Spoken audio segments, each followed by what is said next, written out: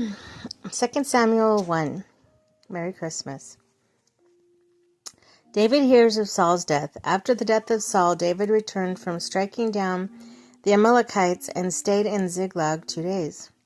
On the third day, a man arrived from Saul's camp with his clothes torn and dust on his head. When he came to David, he fell to the ground to pay him honor. "Where have you come from?" David asked him. He answered, "I have escaped from the Israelite camp." "What happened?" David asked. "Tell me." "The men fled from the battle," he replied. "Many of them fell and died, and Saul and his son Jonathan are dead." Then David said to the young man who brought him the report, "How do you know that Saul and his son Jonathan are dead?" "I happened to be on the Mount of Gilboa," the young man said, "and there was Saul leaning on his spear, with all the chariots and all the drivers in hot pursuit. When he turned around and saw me, he called out to me, and I said, 'What can I do?' He asked me, 'Who are you?' I said, 'An Amalekite.'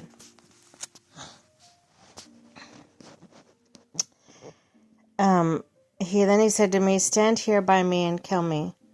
I'm in the throes of death, but I'm still alive.' So I stood beside him and killed him, because I knew that after he had fallen, he could not survive. And I took the crown that was on his head and bound his arms and gave them and have them brought here to my Lord." Then David and all the men with him took hold of their clothes and tore them. They mourned and wept, fasted until evening for Saul and his son Jonathan, and the army of the Lord for the nation of Israel, because they had fallen by the sword. David said to the young man who brought him the report, "Where are you from?" "I'm the son of a foreigner, Amalekite," he answered. David asked him, "Why were you afraid to lift your hand to destroy the Lord's anointed? Or why weren't you?" David called one of his men. "Go, strike him down."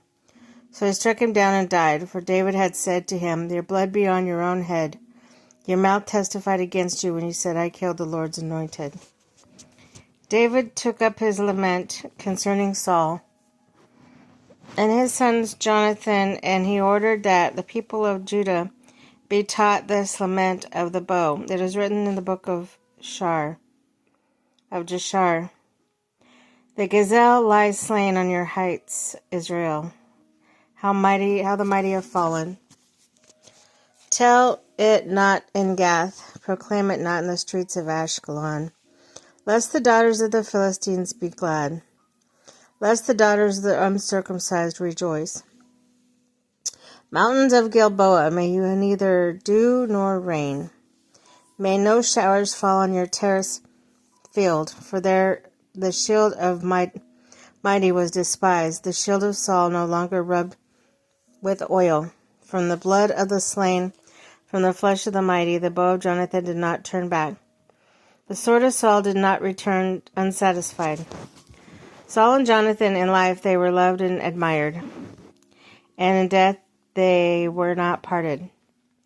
They were swifter than eagles, they were stronger than lions. Daughters of Israel, weep for Saul, who clothed you in scarlet and in finery, who adorned your garments with ornaments of gold.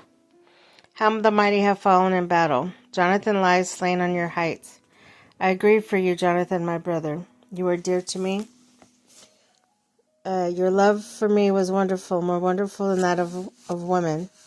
How the mighty have fallen, the weapons of war have perished."